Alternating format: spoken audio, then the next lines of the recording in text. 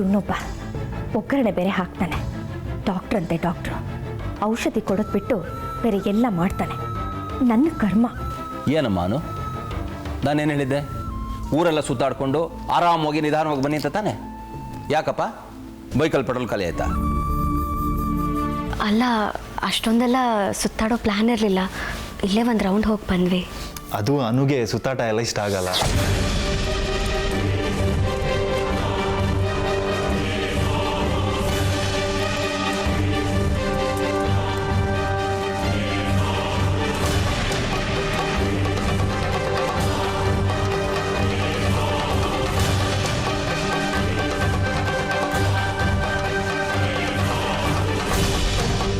ಅಯ್ಯೋ, ಇವಳು ಯಾಕೆ ಹೀಗಾಡ್ತಾ ಇದ್ದಾಳೆ?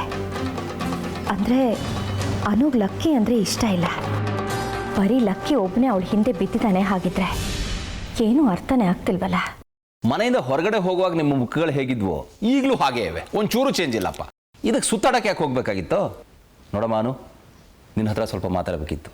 ಮೇಲೆ ನಡಿ.